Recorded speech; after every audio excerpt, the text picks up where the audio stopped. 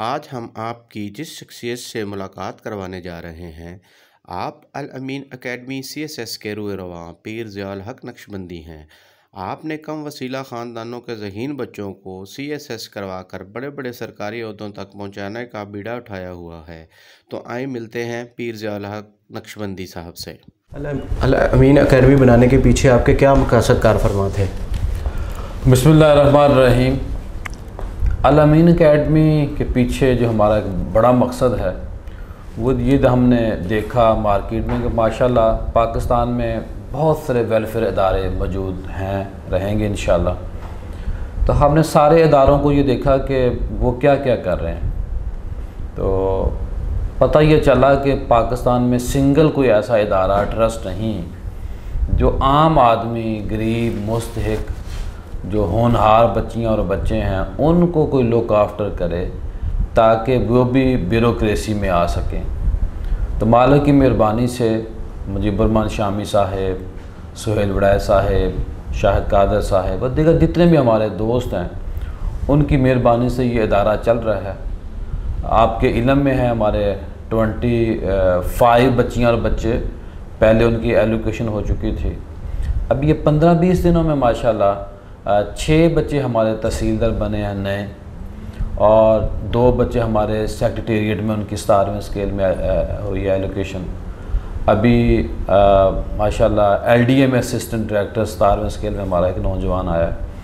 तो जहाँ पे हम ब्यूरोक्रेसी में ला रहे हैं वहीं पे माशाल्लाह जब हमारे ये काम शुरू उसका पूरे एक हमारा थीम है कि काम वो करना है जो माशरे में नहीं हो रहा, ताकि ना अपना वक्त ज़ाया करें ना ही लोगों के वसाइल ज़ाया करें।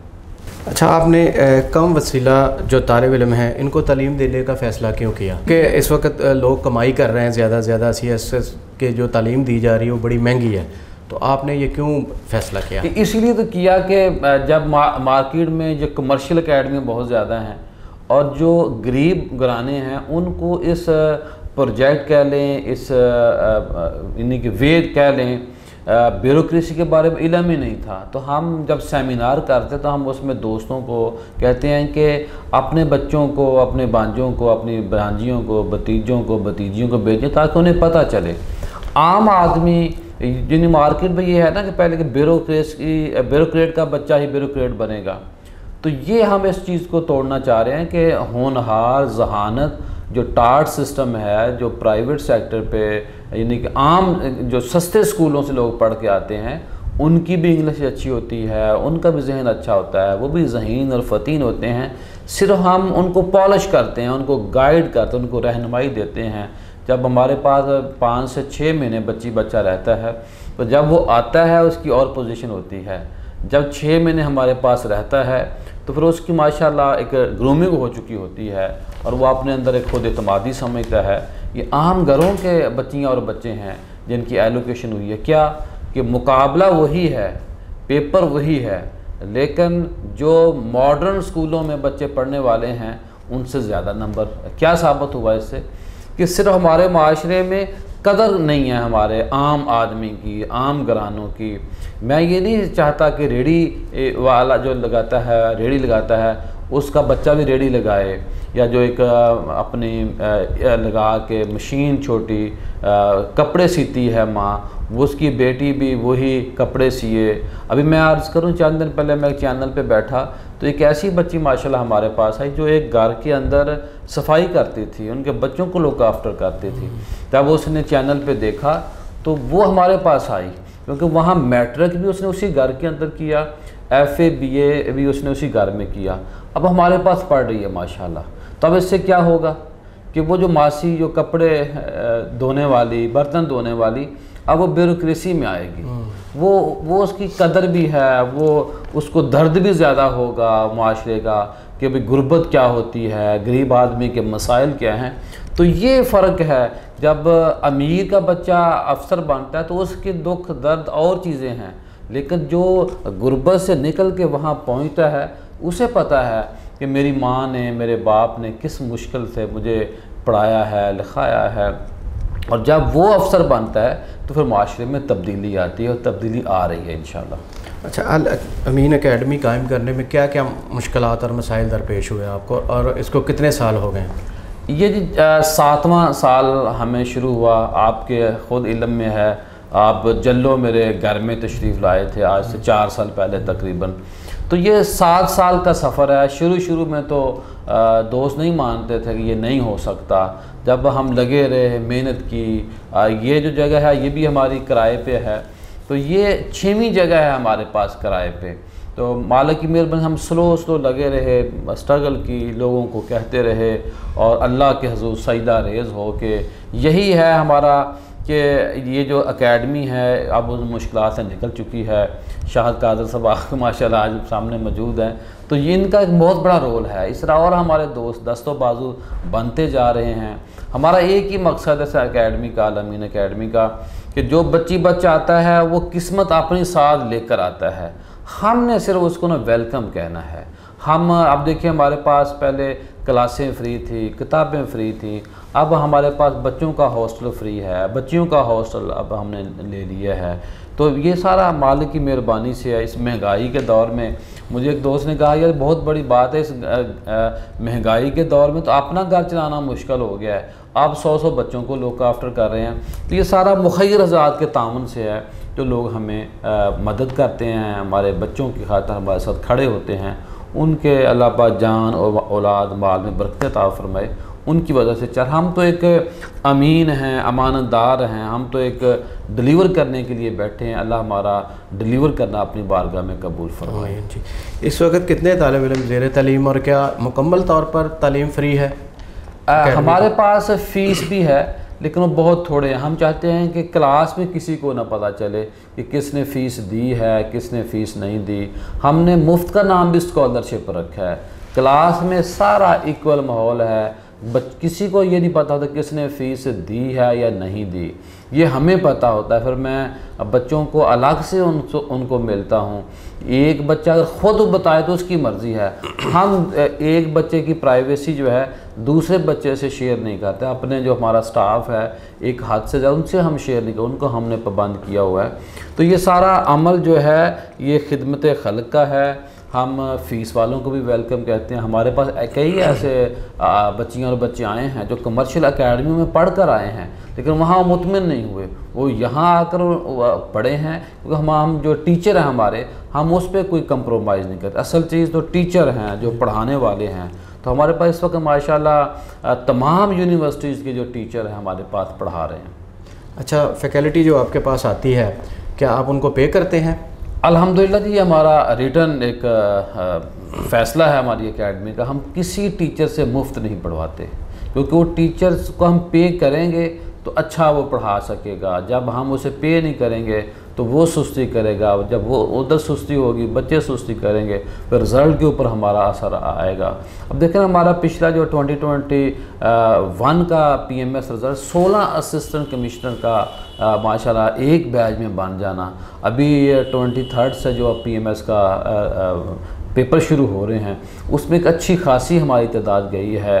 जो CSS का जो पिछले दिनों इम्तिहान हुआ है उसमें हमारी अच्छी खासी तादाद गई है। तो ये जहाँ पे यहाँ जो बच्चियाँ और बच्चे पढ़ रहे हैं, फिर इंटीरियर सिंध के बच्चियाँ और बच्चे हैं, कराची शहर के बच्चे यहाँ बच्चे हैं, कोयटा, पेशावर, गिलगित बिल्तिस्तान की बच्चियाँ और बच्चे हैं, आज़ाद कश्मीर के बच्चियाँ और बच्चे हैं। तो जनूबी पंजाब के हमारे पास यूनिवर्सिटी, हमारा MOU GC यूनिवर्सिटी के साथ है। वहीं पे हमारा MOU ज़िला रहीम यार खां जो है ख्वाजा गुलाम फरीद यूनिवर्सिटी, वहाँ हमारा MOU है। हमारा भी इस्लामी यूनिवर्सिटी बावलपुर के साथ MOU है।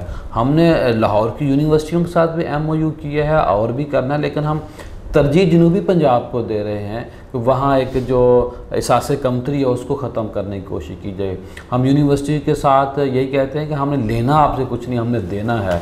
उन बच्चों को हम स्कॉलरशिप पे पढ़ा रहे हैं। जो उस यूनिवर्सिटी की गरीब बच्चियाँ और बच्चे हमारे पास फ़िज़िकली भी आती हैं और वहाँ पे घरों में बैठ के, क्योंकि ये एक ऐसा है कि कुछ घराने इस दौर में भी अफोर्ड नहीं कर सकते अपने बच्चों का घरों से निकलना, तो वहीं पे रह के पढ़ रहे हैं। इसी महीने में इंशाल्लाह हम मुल्तान में अपनी ब्रांच खोलने जा रहे हैं। वहाँ जब हमारी ब्रांच खुलेगी मुल्तान सिटी के अंदर, तो जनूबी पंजाब को बहुत बड़ी तादाद में बड़े अच्छे माहौल में, बड़े अच्छे एनवायरनमेंट में इंशाल्लाह और जनूबी पंजाब की बच्चियाँ और बच्चे फ़िज़िकली वहाँ पढ़ सकेंगे। अच्छा, क्राइटेरिया क्या है बच्चे के दाखिले का?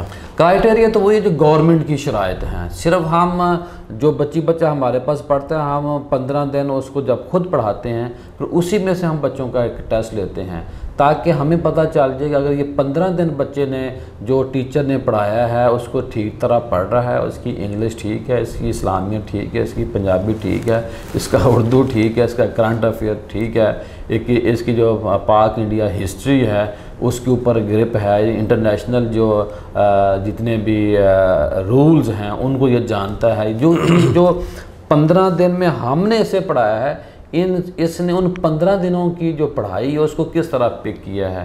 तो अगर उस टेस्ट से बच्चे पास हो जाते हैं तो माशाल्लाह फिर वो हम समझते हैं कि ये अपना वक्त भी ज़ाया नहीं करेगा, हमारे भी वसाइल इसके ऊपर ज़ाया नहीं होंगे। कि CSSPM इसको बहुत बड़ा मुश्किल इम्तिहान नहीं है, सिर्फ फोकस करने का नाम है। जब बंदा कोई चीज़ भी फोकस कर लेता है वो कामयाब हो जाता है। फोकस कर ले तो मैंने यहाँ ये भी देखा, जो आम जो बच्चियाँ और बच्चे थे जो टाट सिस्टम वाले थे, जिनकी अंग्रेज़ी अच्छी नहीं थी लेकिन उन्होंने अपनी अच्छी अंग्रेज़ी बनाई है, की है बोलने में, लिखने में, तो वो कामयाब हुए हैं बच्चियाँ बच्चे। इसलिए मैं ये चाहूँगा कि जहाँ हम फ़ीस नहीं ले रहे बच्चों से, अब वहीं पे या कम फ़ीस ले रहे हैं, वहीं पे हम उन लोगों को भी वेलकम कहते हैं कि जो जिनके ऊपर खौफ होता है कि हम इसमें पास नहीं हो सकते। पास हो सकते हैं, शर्त जो है मेहनत करना है और अल्लाह की रहमत साथ शामिल हाल हो जाए तो फिर वारे न्यारे हो जाते हैं। अच्छा, जैसे कि आपने पहले फरमाया कि ब्यूरोक्रेट का बच्चा ही ब्यूरोक्रेट बनता था, लेकिन आपने इसको, इस जो रवायत है इसको आपने तोड़ा, तो क्या ब्यूरोक्रेसी की तरफ से कोई मुश्किलात आई आप पे? नहीं, कोई मुश्किलात नहीं माशाल्लाह। अब ब्यूरोक्रेट के बच्ची को भी बनना चाहिए, जहाँ वो जाना चाहे बन सकता है। फिर हमारी ये कोशिश है कि हम आम जो घरानों के बच्चियाँ और बच्चे उनके ऊपर काम करें। हम ब्यूरोक्रेट बहुत बड़ी तादाद में हमारे अकेडमी में पढ़ाते हैं। मैंने पहले अर्ज़ किया, हमारे पास 4 तरह के टीचर हैं। एक तो प्रोफेशनल टीचर हैं जो तमाम यूनिवर्सिटीज़ के प्रोफेसर हज़रात हैं। सेकंड, हमारे पास जो अपनी हमारी एकेडमी के ऑफिसर बच्चियाँ और बच्चे बने हैं वो हमारे पास पढ़ाते हैं। थर्ड, हमारे पास जो रिटायर्ड ब्यूरोक्रेट हैं वो आते हैं। ऑन ड्यूटी जो ऑफिसर हैं वो हमारे पास पढ़ाने के लिए आते हैं। चौथे, फिर माशाल्लाह जो सोहेल वड़ैच साहब और मुजीबुररहमान शामी साहब की वजह से, आप दोस्तों की मेहरबानी से, टॉप जो मीडिया पर्सनालिटीज़ हैं उनको हम गायब ज़हमत देते हैं। स्पेशल सब्जेक्ट के लिए बच्चों को उनके सामने माशाल्लाह बैठाते हैं ताकि बच्चे उनको ज़्यादा से ज़्यादा सवालात करें और जिनके सामने पाकिस्तान की तारीख़ मुरतब हुई है उनसे सीखें और पूछें और वो उनको बताएं कि पाकिस्तान क्या था, कहाँ से शुरू हुआ, कहाँ पहुँचा और मुश्किलात क्या हैं, कौन से इदारे अच्छा काम कर रहे हैं, किन अदवार में पाकिस्तान को फ़ायदा हुआ, किन अदवार में पाकिस्तान को नुकसान हुआ। एकेडमी के मुस्तकबिल में अहदाफ क्या हैं? जी बस हम ये चाहते हैं कि मुल्तान में हमारी ब्रांच बन जाएगी। अभी हमें माशाल्लाह 4 कनाल जगह भी मिली है अपनी इस एकेडमी के लिए, तो हमारी ये ख्वाहिश है कि इंशाल्लाह हमारी वो बिल्डिंग तमीर हो जाए। वो थोड़ी से दूर है शहर लाहौर से, तो हम उससे पहले हमारी ये ख्वाहिश है कि हम जितना ज़्यादा काम कर सकते हैं करें। अपनी बिल्डिंग में हम शिफ्ट होंगे इंशाल्लाह। ये सारा बच्चों की खातर ही हो रहा है। फिर हमने कराची में, मुल्तान में, फैसलाबाद में, कोयटा, पेशावर में, आज़ाद कश्मीर में, गिलबिस्तान के अंदर हम ये चाहते हैं कि हम इसकी ब्रांचेस बनाएं ताकि ज़्यादा से ज़्यादा लोग इससे मुस्तफ़ीद हो सकें। ठीक हो गया जी। अच्छा, आपका ताल्लुक़ नारेवाल के एक छोटे से गाँव से है। लाहौर में आप आए तो आके आपने एकेडमी बनाई, तो आप ये बताइए कि आप समझते हैं कि आप लाहौर आए और आप कामयाब हुए जिस मकसद के लिए आप लाहौर आए थे? कामयाबी तो मैं ये समझता हूँ कि ये मरने के बाद पता चलेगा कि कौन कामयाब हुआ है। मैं ये जितना भी काम कर रहा हूँ, मेरी तो यही आरज़ू है कि अल्लाह हमारी इस ज़िंदगी में जो हमने काम किए हैं, करेंगे, उन कामों की बरकत हमें कब्र में फ़ायदा हो जाए। हमारा जो आखिरी सफ़र है वो हकीकी सफ़र है। ये कोशिश है उसी सफ़र को मुफीद और महफूज बनाने के लिए। अल्लाह के रसूल की रज़ा के लिए सारा हम काम कर रहे हैं। मज़हब के अंदर हम काम कर सकते हैं, कर भी रहे हैं, कि ये इसलिए अलग काम किया है कि ये हो नहीं रहा था पाकिस्तान में, और ये सारे का सारा जो मकसद है ये अल्लाह की रज़ा के लिए है, कब्र में रोशनी के लिए।